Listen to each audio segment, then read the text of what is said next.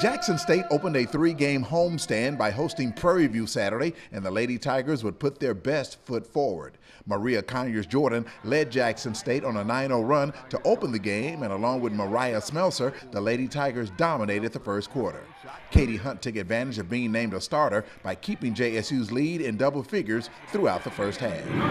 The JSU ladies were efficient inside and outside as Derica Wiggins buried a three-ball to push the lead to as many as 17.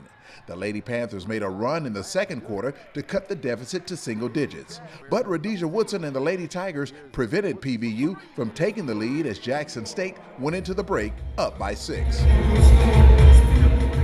JSU's performance would get even better in the second half. Freshman Marnisha Hamer scored 10 points off the bench to help Jackson State build the lead back up to double figures. However, PVU's Alexis Parker led all scorers with 19 points as the Lady Panthers pulled to within 3. But Katie Hunt was one of 3 Lady Tigers in double figures as she pumped in 11 points, and Jackson State went on a 13-4 run and never looked back. The Lady Tigers win 74-60, ending their 10-game losing streak, giving Coach Serena Dixon career victory number 200. And so I think this is going to give this team some well-needed confidence that we are just as good as any of these other teams in the conference, even though we had a slow start. Also getting them to focus on it's not about how you start, it's about how we finish.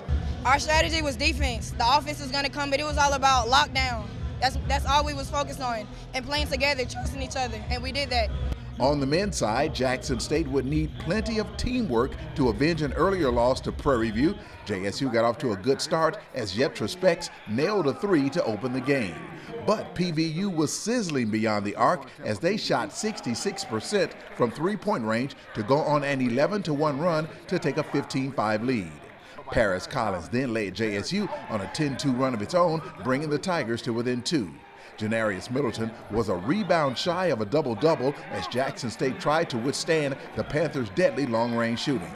PVU led by as many as 12 in the first half, but each time the Panthers would try to pull away, Yetra Specs was there to keep it close. However, Jadante Blakely sliced his way to 11 points to help the Panthers go into the break with a 6-point lead. At halftime, I thought number 14, Hamilton, shot the ball extremely well, and I guess the problem was 5. 5, we were trying to trap him off of the ball screen, but 14 was the one who was setting the ball screen. And so what it did, it took us to 5 instead of 14, and when 14 would pop, he was open, and we made the adjustment in the second half. We started staying with 14. Paris Collins did a great job with him once we switched to put Paris on him.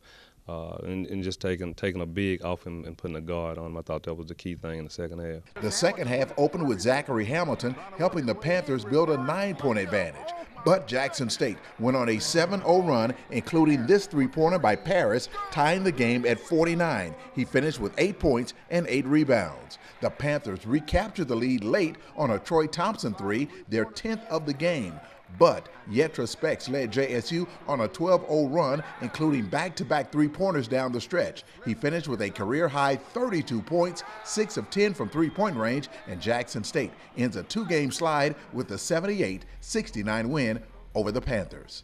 Yeah, we just try to stick to what we do best, and that's getting stops and rebounds. And at the beginning, they were scoring too easy, so Coach kind of jumped on us and holding us accountable. We were letting them score too easy, so we just tried to limit them to one shot in the second half, especially the last 7 minutes, and that's what we did, and we came out on top. Dennis slips, gets it out to Specs for 3. Good! At Jackson State, I'm Rob J. for JSU TV.